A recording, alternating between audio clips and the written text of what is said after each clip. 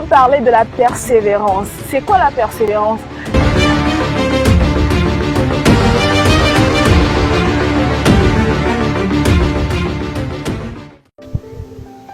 Bonjour mon frère, bonjour ma soeur. J'espère que tu vas bien, j'espère que tu as bien dormi. Moi je vais bien, je rends grâce à Dieu. Je suis Judith Dola, Judith James, et nous sommes dans James Motive Action ce matin. Je viens juste te rappeler un truc que tu sais déjà, que tu as toujours pratiqué, mais j'ai à cœur de te le redire ce matin pour que tu puisses reprendre, tu puisses avoir un nouveau élan pour cette semaine qui va débuter. C'est juste pour te dire qu'en fait, une journée ordinaire peut enfanter quelque chose d'extraordinaire.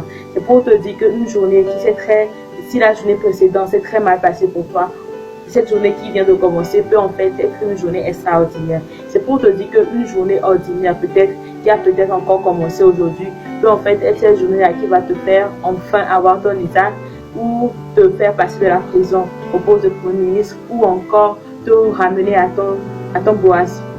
Qu'est-ce que je veux dire par là? Je veux juste qu'on prenne quelques exemples. C'est l'exemple par exemple de l'apôtre Paul.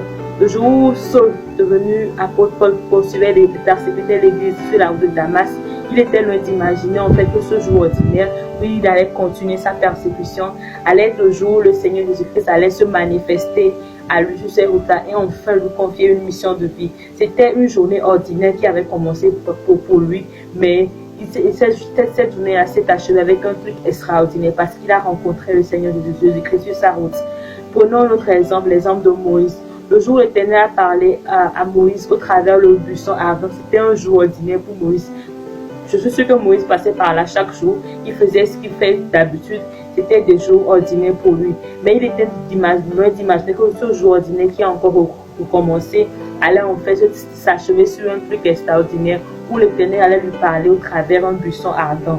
Donc, j'aimerais juste t'encourager à ce que qu'importe la journée précédente a été, qu'importe comment la semaine passée a été si difficile pour toi, j'aimerais juste te dire que cette nouvelle semaine est peut-être une semaine qui va t'apporter quelque chose d'extraordinaire. Cette journée peut être la journée qui va t'apporter ce que tu as tant attendu. Donc, je t'invite à garder la foi, à garder espoir, à regarder à Jésus et à espérer en lui. Je vais terminer par mon propre exemple. Le jour où j'ai su que je pouvais reprendre mes études, c'était un jour ordinaire pour moi, mais qui a peut-être très mal commencé parce que les choses ne sont pas déroulées comme je l'avais prévu au départ.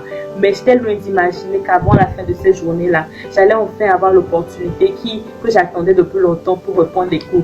Donc, je voudrais t'inviter à garder la foi, à t'attacher de plus en plus à Dieu, même quand les choses deviennent de plus en plus difficiles, à proclamer sa parole et à te dire que quelque chose d'extraordinaire peut naître d'une journée bizarre ou d'une très mauvaise journée. Ainsi, je te souhaite une bonne journée, une belle semaine et que le Seigneur te bénisse.